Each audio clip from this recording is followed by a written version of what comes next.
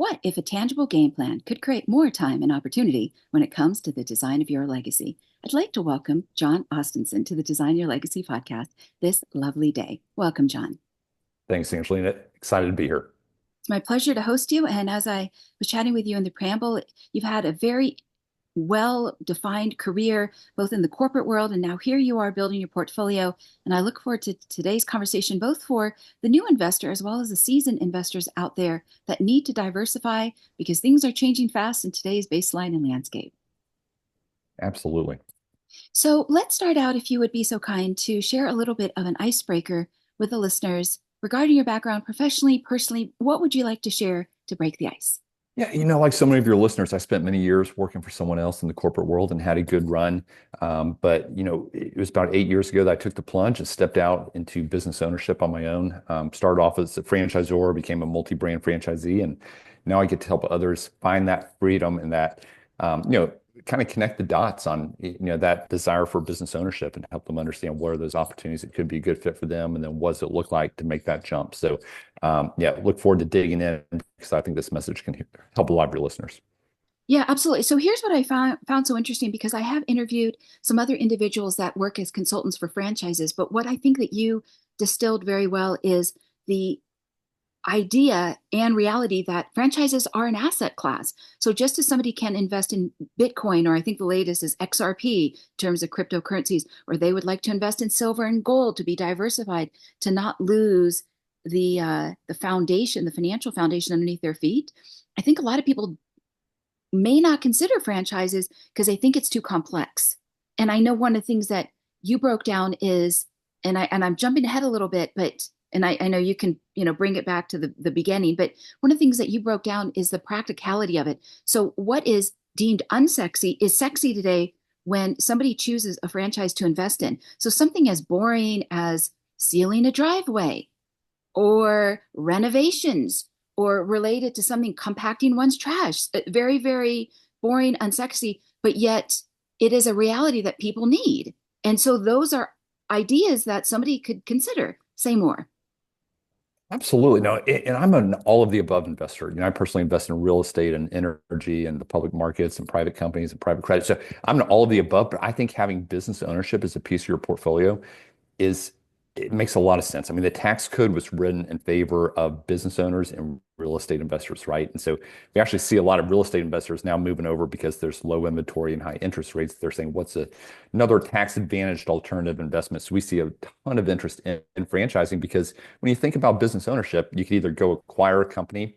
It's hard to find a good company. I mean, I have these conversations every day. I'm happy to dig in more. Starting up a company, it carries such risk.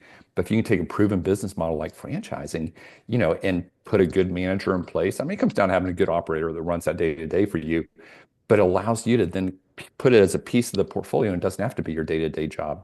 In some cases, Yes. it can be. It's really what are you looking for? Choose your own adventure.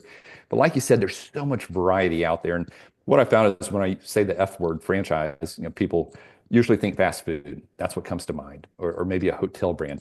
But there's so many industries outside of food. I wrote a book called Non-Food Franchising just to help expose people to these opportunities. Things like you're mentioning home and property services, so many different niches within that, or things like health and wellness, or categories like kids, pets, seniors, so many different niches. I mean, we work with 600 different companies outside of food that are in all different niches of industry and sectors within the franchise world. Yeah. Let me echo back something that you said that I thought was very interesting, that somebody could either start on first base or third base. So I think you bring up a great point. So when somebody, for instance, thinks of legacy, sometimes their first default is to think about death. And legacy is so much more. It's about life and values and vision and mission. And I'm going to have you chat about that in the second half. But I think a lot of times when somebody thinks about franchising, they think about McDonald's. And my first job was at McDonald's, but it is so much more than that. And like you had shared a moment ago, even when somebody does invest in a franchise, they can be an absentee owner in that sense if they retain the right general manager, which you have spoken about, that sometimes it might take 2 to 3 before you find the right fit in terms of the personality that will work with that business and so forth. But I think it's also so interesting because I used to work in commercial real estate so many years ago as a broker, and we had worked with my broker partner and I, we had worked in the hospitality sector. And it was so interesting to think about hotels like Hilton, which is, they talk about the flag. but yet there can be the management company that comes in. A lot of times people don't realize that even though Hilton is a franchise, I presume it still is, there's so many different working parts that it's not as if Paris Hilton's grandfather, who started it all back in the day, had to be there every day. He delegated. There was a business model and a plan, and then it became proven. So, so yeah. I want to go back to something that I read, and I think this may have been on your profile or website, et cetera. And I wanted you to cover this regarding who is buying, why are they buying, and what are they buying? So would you cover that also as kind of an icebreaker?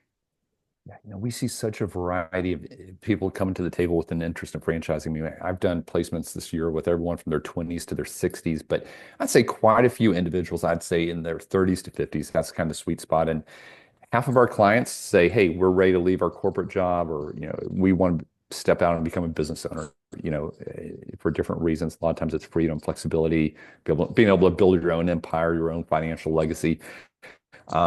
But the other half say, hey, we want to keep our day job. Maybe they're a doctor, they're a high paid W-2, or maybe they're an existing business owner and they say, hey, I want to expand my portfolio and get something else going, but I don't have the time to step in and run the business.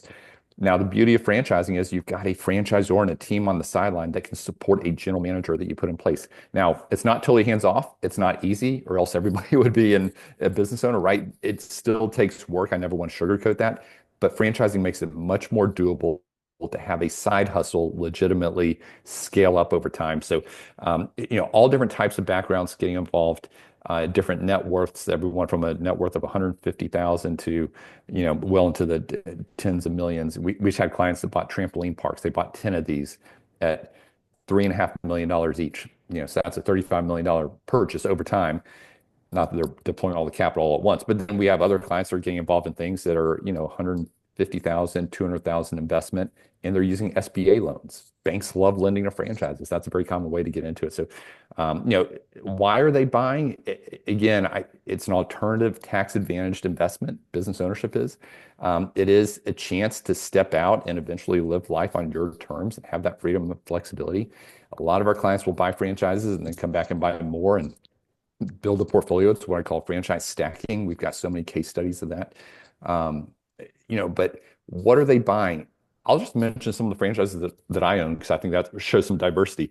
I've got a business in Minneapolis that does asphalt paving and line striping. So think parking lots. I've got a business in New York City that provides temporary walls, containment walls around renovations. And you probably remember this from your commercial real estate days.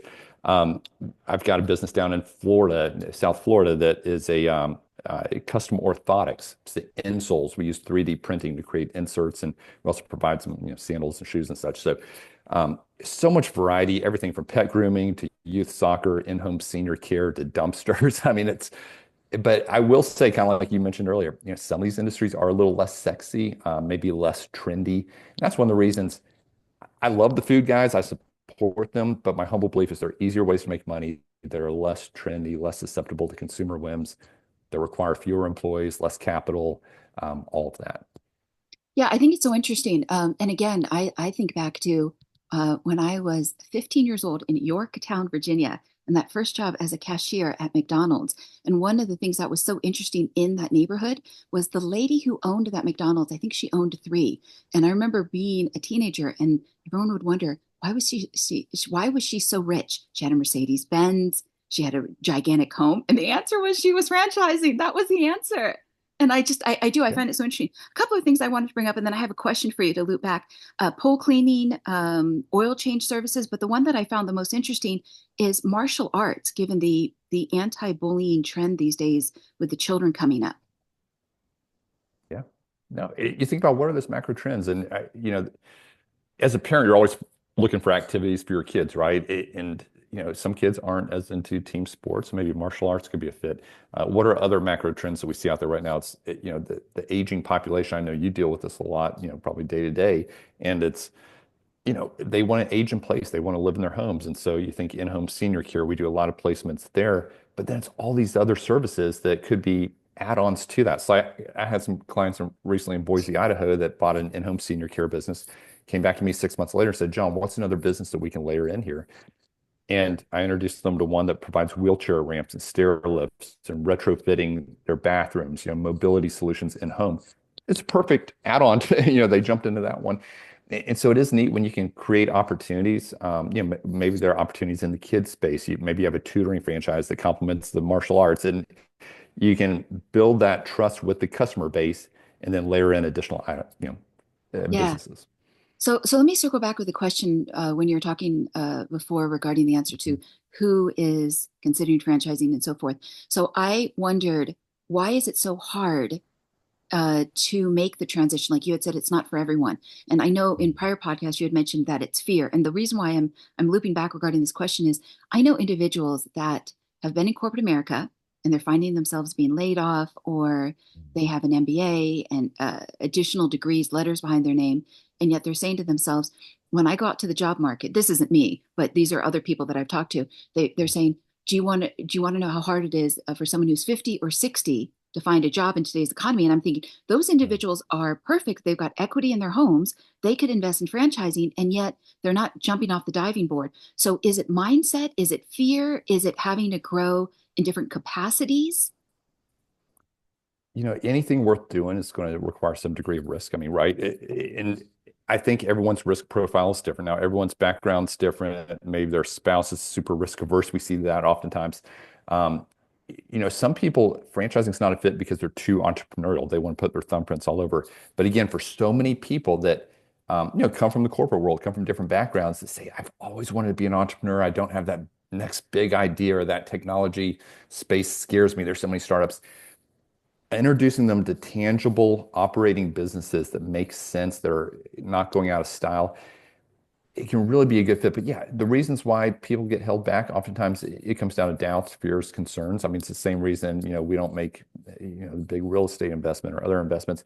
Maybe they doubt themselves a little bit. Maybe they knew someone in their family that was a business owner where it didn't go as planned. I mean, it doesn't always go as planned. I want to be candid. That being said, when you look at the results, franchising much more oftentimes does go as planned, especially our clients. I mean, we've got an amazing success rate with our clients, which I'm very proud of. But yeah, again, if it was easy, everybody would be doing it. So it does take some effort. It's not a truly passive investment ever. Even with a good manager in place, you're still going to be leaning in. But no, I think a lot of middle management people from corporate America, they've never done it before. So there's fear of the unknown. Mm, But for so many, they say, now's the time. I'm not getting any younger. I've got a lot of gray in my hair. I don't want to go interview. I'm tired of interviewing. I'm tired of working for someone. I'm tired of having to ask off for vacation. I mean, I've been there. I had a great run in the corporate world, but I'm so thankful now. I can never work for anyone the rest of my life. I love business ownership. I pinch myself every day that I get to do this. Not everyone's wired that way, but I'd say most people are. It's just okay. there's somewhere on that fear continuum. Some Yeah. make the jump, some don't. So I'm just going to linger on this question a little bit more before I move on to the next question about hiring and retaining the right general manager. So I remember when I was working again in commercial real estate, there were a number of women that would kvetch about, and they had every right in some ways, about not being able to move up. And there'd be this glass ceiling, whether they were at title companies or a brokerage firm, CBRE, et cetera, et cetera. Yeah. And the answer was, well, then go and start your own business. So here's my next question, looping back around this topic. Where did you have to grow the most in transitioning from being in the corporate world to then having to develop new skill sets as a business owner? Like when you look back at that transition, because you might have not been Yeah. complaining about the glass ceiling. You may have just been complaining about, gosh, I want more freedom, more time off, more control of my future.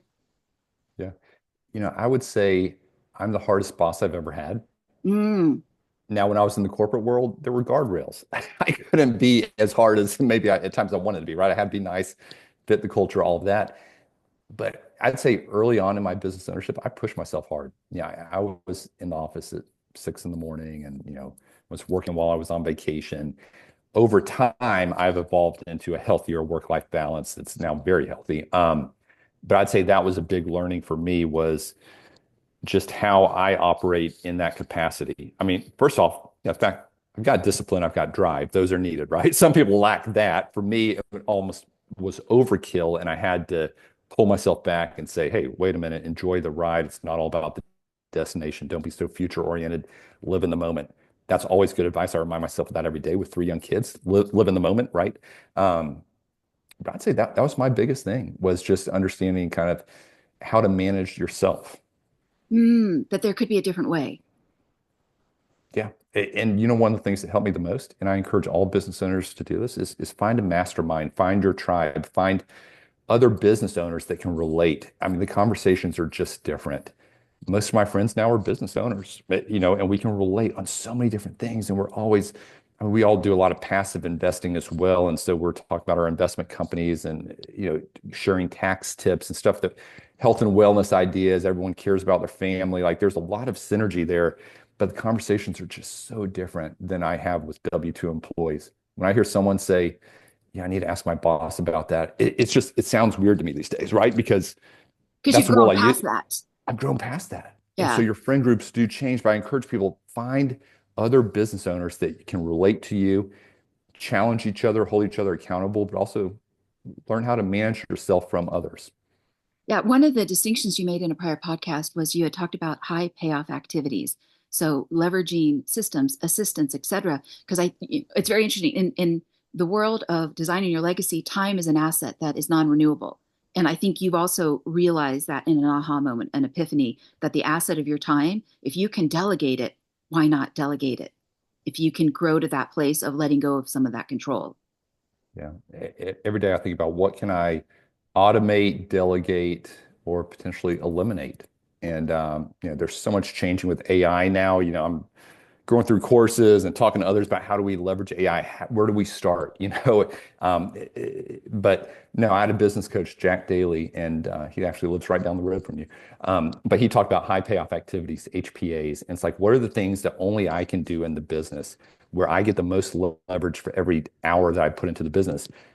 Everything else, find a way to get it off your plate. And so for me, I enjoy systems and processes. That's probably one of the reasons I love franchising. But even the way I run my consulting practice, there's just a lot of leverage that I'm able to employ and using assistants and using software to really maximize the time of every hour I put in. Very cool, very cool. So let me bring up then this stage of retaining the right general manager. So I know you have shared that when somebody chooses a franchise, what has been very surprising to you is that 80% of the time they can pick another industry, but that general manager then is going to be key. So what is needed to know regarding hiring the right GM? Yeah, I'd say be open to different backgrounds. I mean, we had a CPA that ran as general manager for one of our property services businesses. No experience in it, but he was a people person. He liked getting out there. He was very teachable. Franchising, you've got to be teachable. You've got to be willing to follow a playbook, to jump in and work with a team. I always told our franchisees when I was on the franchisor side at Shelf Genie, I said the best franchisees are the ones that A, they're decent with people. That's business 101. And secondly, they're willing to follow a system. They're willing to follow a playbook. They don't have to be the smartest guy in the room. So I'd say someone that's teachable. A couple of little hacks that I learned, Angelina, just as far as finding the right talent, you know, if titles are free, you don't want to go crazy on titles, but you can over title someone. Someone that's a manager in the corporate world might be attracted to a director or vice president or even president position, president of XYZ of Atlanta, right? So titles are free. I like to give three different pay package options. Some that are higher on salary, lower incentive comp, then they kind of scale up to higher incentive comp, lower salary with higher potential total. And you never know someone's situation. So if you give them three options, one, they pick the one that's best for them, for their situation, but they take ownership in that decision. You're giving them the, the choice. You're not just dictating it. So they take ownership of it. And I want to give people autonomy. I want to give them freedom. I want to, kind of set them in the right direction, but then let them do their thing. I don't want to dictate. If they do it 80% as well as I would do it, I'm good with that. I've had to grow to that point over time. But when I think about our different businesses, it's putting the right people in the right seats, incentivizing them, giving them a big piece of the upside. I'd rather have a small piece of a big nut than a big piece of a small nut. So I think being generous in your compensation plans. Yeah, I think that's great. And it's so interesting about titles. Yeah. Yeah, People love titles. I know it's They a love little them. bit of ego. They want to look good on LinkedIn. They want the president title. Right, right. Yeah. All right. Well, speaking of status and access, I found it also interesting that private equity right now, they're very interested in franchises. And it reminds me of a company like BlackRock or State Street that is, I think, one of the number one buyers of single family homes in America. And so there's this money on the side that, I mean, I'd still like to think that, the solopreneur can access and maximize the opportunities. But tell me more about why private equity and angel investors like franchises. Yeah, private equity loves franchising. They love the franchise model. They love the predictability. They love the potential. Typically, they're investing at the franchisor level, so at the brand level. Um, every now and then they'll come in and scoop up a large number of franchisees and give them a good exit. But and there are plenty of case studies of that. But in most cases, it's investing at the franchisor level. And then what they do is they build a shared platform. So they've got a portfolio of companies that have some synergy where maybe it's being able to cross market, cross sell, or at a minimum, economies of scale on the back end where they've got shared technology teams and marketing teams. They're able to get leverage and offer more services to their franchisees at a better price. So, sometimes PE gets a bad rap, but when it comes to franchising, I've really seen it be a strategic long-term play in most cases, in just about every case, at least in the non-food world. There's just a lot of value that they're bringing to franchisees when they purchase the brand. Yeah, I bring this up because I wish that the solopreneur could think like the private equity firm. And there was a guest in my last episode. She had served in the United States Army and now she's teaching budgeting, but she had worked in commercial real estate as an asset manager. And what she realized was cash flow and budgeting, regular individuals are not doing it. And yet these high net worth investors and private equity firms, et cetera, they're having this long-term vision that helps them. But yet, as smaller units, whether it's us sitting at the kitchen table as a family unit, et cetera, we're not having those same conversations. And I think that's why I'm highlighting this question right now, because if we could think like them, we would think so differently. It wouldn't be, let me ask my or let me ask my boss if I can go down the hallway to use the bathroom. You know what I mean? Like it's a different level of foresight and backwards planning. Tell me why you're nodding right now. Yeah, no, I totally agree. And I think it goes back to what we're talking about, the masterminds, or, you become like the five people you spend the most time with. And that's one of the things I love about franchising is it's a built-in mastermind. And so if you get in with one that's attracting great owners, oftentimes that gets overlooked. I mean, you think franchising, yeah, you get a playbook, you get a shared brand, you get a coach on the sidelines, that franchisor and a built-in team. You get synergies on your buying power, all of those obvious things, but you also have a community. You're running a business, for yourself, but not all by yourself. So you've got a community of other franchisees living the same thing day in, day out. And if that's a really impressive group, then you're learning from them, you're exchanging best practices. And part of that comes down to what you're saying. It's the financial thinking and the long-term thinking. And I mean, I've personally sold my locations to other franchisees in the system. I've also bought other franchisees. So you have this built-in mergers and acquisition M&A within the franchise world, and it really allows you to either have an exit or to scale your business over time. I think it's exciting, and that's why again I'm just looping around this topic because sometimes when an individual comes into money, whether it could be an inheritance or any of those roads, like they could do well in the tech world and now they have an opportunity to invest in Bitcoin or cryptocurrencies or high functioning currency trading on the forex, and yet they can also find themselves in this like bubble, and yet there's more out there that they can consider investing in where their world doesn't become smaller but rather bigger, like when you spoke about those masterminds. Okay, Yeah, so and if I can let share one thought on that, yeah. you've got paper assets, you've got digital assets. Again, I invest in all that stuff, but there's something like when you have an actual functioning business that you can talk about at the Chamber of Commerce, or you can sponsor the Little League baseball team, or we have so many clients that say, I want to show my kids, that I'm willing to step out, take a risk, if you will. Franchising does de-risk it, but they want to show their kids, set an example for them, and potentially have a business that they can hand over to them one day too. A lot of times, it is legacy planning that gets people involved in it. So, and you're giving back to your community. Yeah, it's a win-win all around. Again, I don't think enough people know about it, and what they do know, like you had titled your book, like non-food franchising. Their first thought to their mind is, oh, fast food. They don't think about all those other areas like oil change services, pool cleaning, and so forth, because it's not that common conversation. That's why I also bring up this idea about even designing your legacy. You can't go down to local Starbucks or coffee shop and somebody hands you your mocha latte, whatever, macchiato, and they say, John, what would you like your legacy to be? The same thing is you can't just necessarily go down to your local coffee shop and they're going to educate you about franchises. These are like niche conversations, but people need, especially in today's school system, they need the training. They need to have their world expanded to know that there is more and not just think that this is like they get to a certain point and that's all there is and then they lose hope or they become depressed or they again they can become disillusioned with the world when there's so much opportunity that's out there.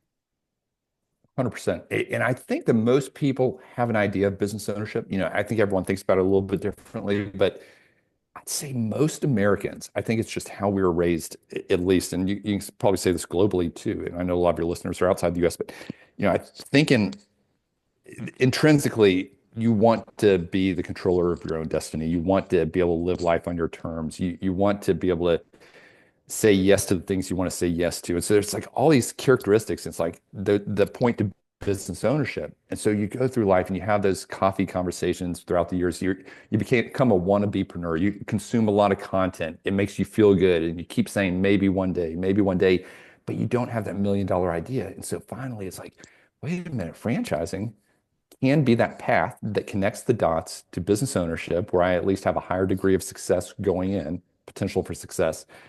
And so it could be a great kind of like training wheels, if you will, into entrepreneurship.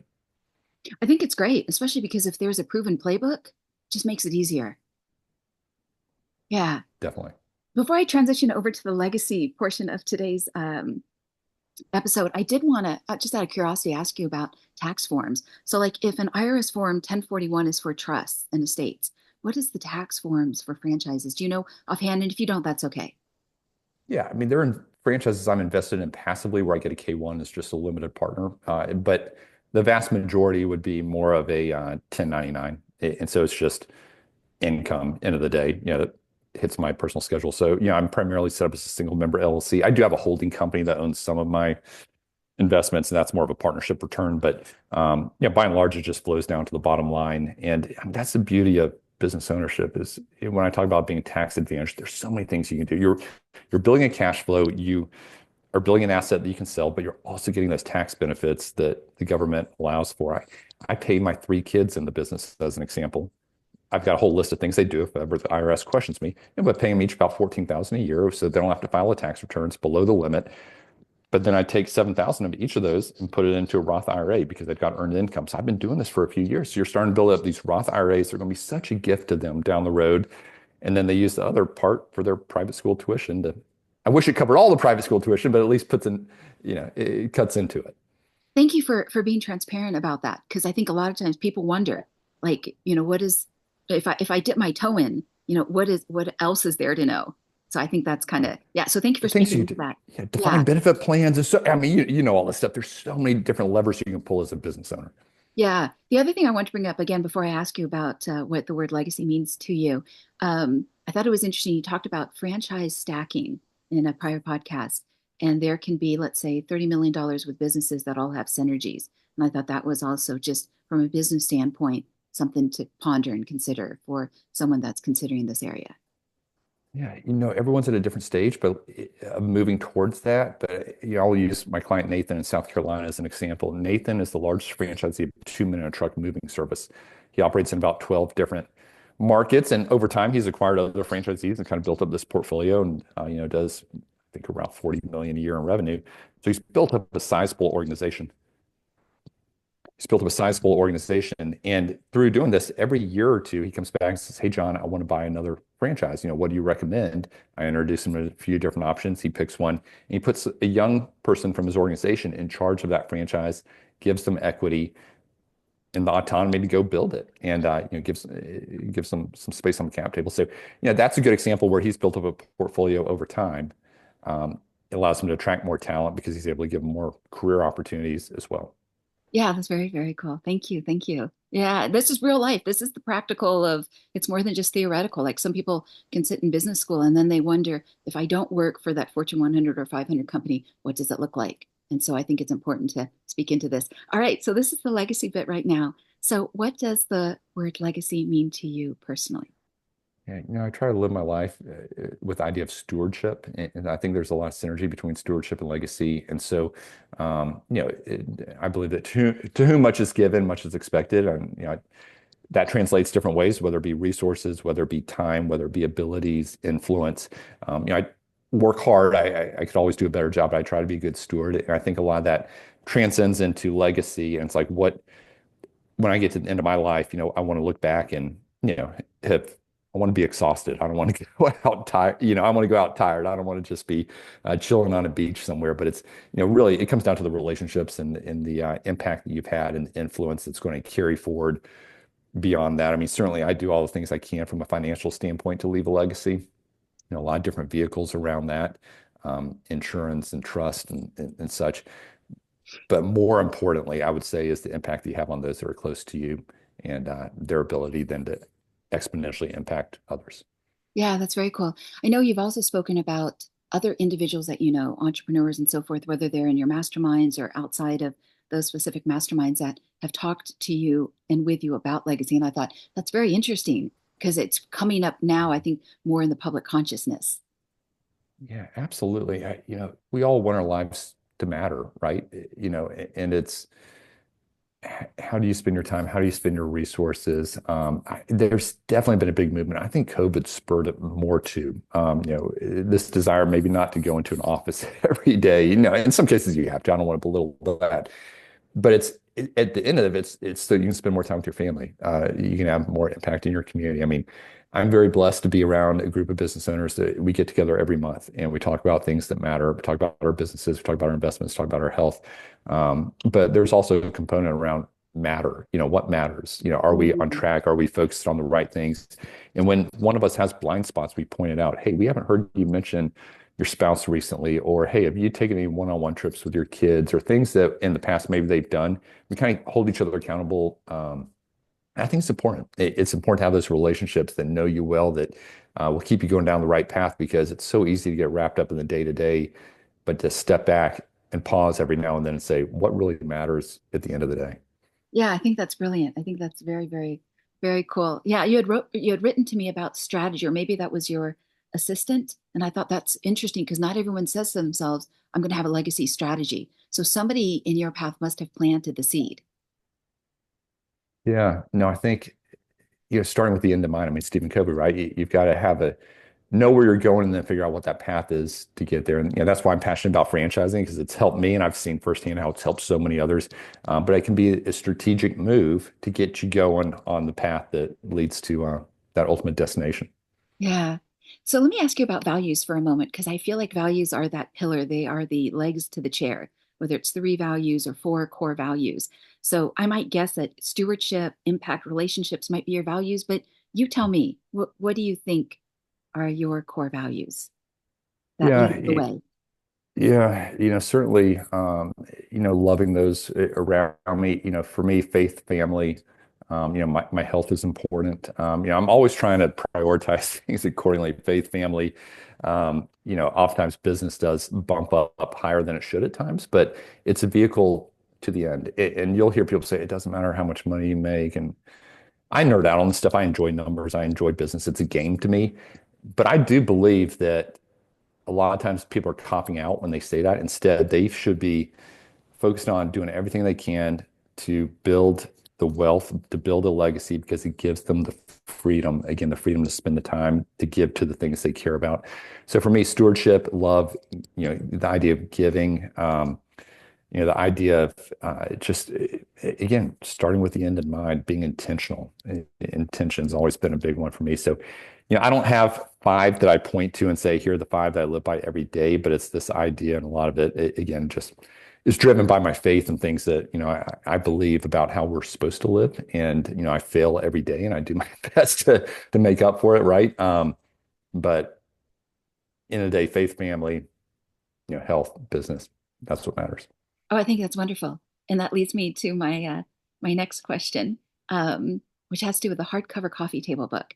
A lot of times individuals will have a hardcover coffee table book, whether it is of a particular artist, a painter, from the Impressionist era, or let's say their favorite fashion designer or an architectural book. But I always think, what if that hardcover coffee table book is of your personal legacy or your family's legacy, whether you are that pioneer that is driving it for the first time, or whether it goes back a century or how many years. So if you were to dedicate a weekend or two a month for the next year, what images, stories, lessons would fill the pages of your hardcover coffee table book? Yeah. So my wife every year puts together a book of all the pictures we've taken the prior year, all the ones that she starred, that were her favorites. And it's so much fun as the kids have grown to look back at. And so those sit on our coffee table.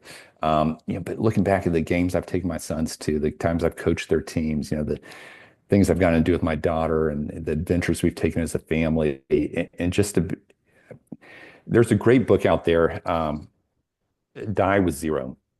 And that really Mm, helped my thinking. It's all about living in the moment. You only have your health for so long, right? You're not promised what will transpire in the future. Your kids are only at a certain age for so long. It's really living in the moment. I mean, we're headed to Mexico next week, a little adventure for spring break. We're going to Europe this summer. Everyone's situation's different, but we're in the zone. We're going to maximize the time that we have, and we're going to fill those pages of those books because we're investing not only in our kids and in our family, but we're investing in memories. Someday when I'm sitting on a rocking chair, you know, we'll be able to laugh about some of the stories the adventures that we had. So again, it goes back to the idea of starting with the end in mind. I feel like you and I have a theme going here. yeah. Yeah, But I so think that's important. wonderful. And I think those are that hardcover coffee table book is also something that you can pass on that then show your children this is how we celebrate life. This is how we live into life. Mm, We live it into sure. what was that book title again? The To Live to the Zero? Die with Zero. Die with Zero. Yeah. Great book. Yeah, people have told me about it, and I haven't had the chance yet to read it. But I just think there's this idea of, how do we live life, and it's not just all work and no play. And I think like embodying that, but also putting it down concrete. So it's like if somebody forgets, it's like you can always go back because like those rainstorms can come, and when they do, I think that's the anchor that pulls someone back to home to that faith, family, health, and relationships. Yeah. No, love the book Die with Zero. One other I'll mention that is thematic to what we're talking about. Buy Back Your Time by Dan Mm, Martell. It's the idea of outsourcing. It's knowing your hourly rate and outsourcing everything else, paying someone to go run this errand for you or to, clean the yard or the pool, what have you. So it's thinking more strategically about your time because we all know that's your most valuable asset, as we've talked about. yeah, absolutely.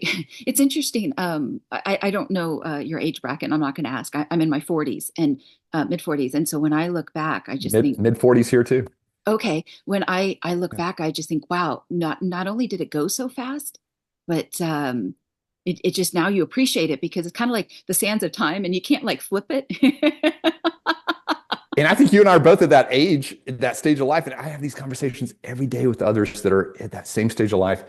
I get these calls every day. We're starting to contemplate, maybe we're not having a midlife crisis, but we're having a midlife pause and saying, what have I accomplished in the first half? What does that second half look like? And how do I become more intentional? And what do I need to course correct? What do I need to keep on doing and doubling down on? So, no, I'm right there with you. I love that. Very cool. Very cool. So as we draw to a close, what is two questions here? What is a good website that somebody could learn more about you? But also, are there any closing thoughts you would like to share on the subject of legacy? Absolutely. So, yeah, first off, come out to franbridgeconsulting.com, F-R-A-N, bridgeconsulting.com. We'd love to share a free copy of our book with all of your listeners, Non-Food Franchising. So just share your email address and we'll send that out to you. And I will mention this, it's entirely free to work with us. We get a referral fee from the franchise companies. None of that's passed on to you. So I'm essentially a real estate broker, but for franchises. Wanted to make sure I mentioned that. As far as legacy, again, for me, I'd say the overwhelming word in my life that I try to live by is stewardship, and that's maximizing across the board what I've been blessed with and the opportunities I've been blessed with, the family, the time, the resources, different philanthropies that we care about. And for me, if I do a good job in the area of stewardship, that's going to leave the legacy that I desire. Very cool. And I think your website mentions Hope International. Yeah, that's one of the great nonprofits that we support. I took my son on a mission trip down to the Dominican with that organization a couple of years ago, saw firsthand just the good work they're doing. So all the proceeds from the book, if you choose to buy it on Amazon or somewhere else, they'll go to Hope International. Oh, very, very nice. And let me just say something about your business before I read my closing paragraph that that I probably didn't carve out some time to do, but somebody can hold that business for 5 or 10 years, so they're not, stuck in it forever. They can acquire a franchise for less than 500,000, so they don't need to be a multimillionaire in terms of the entry point. Mhm. And you would have them look at 5 to 7 opportunities and then narrow it down to 2 to 3. And there are absentee models that they can consider that can be beneficial to their asset of their time. Yeah. Now, I would call them semi-absentee, and it Okay. just comes down to having a good manager running the day to day. Yeah. Very cool. Very cool. So I just wanted to circle back for a moment before I thank you. We had set the intention at the start of today's podcast with the question of what if a tangible game plan could create more time and opportunity for your legacy. And I think we have fulfilled that in exploring what the opportunity franchising can do for someone's holistic legacy planning. So thank you very much for your time today. Enjoyed it. Thank you. It was my pleasure. So, in closing, I'm Angelina Carleton, the hostess of the Design Your Legacy podcast, as well as the founder of Legacy Planning, a boutique advisory firm based out of Beverly Hills, California, but international in those I coach and consult. I hope to dive deep into subjects that can help a person define, develop, and execute their legacy, and continue to scour the landscape for those who can be great resources to every dimension of your legacy. For many listeners, there can never be enough education and preparation in the mood or moat around your castle. Whether you find yourself with new wealth or generational wealth, may the content on this channel be an anchor in any storms ahead.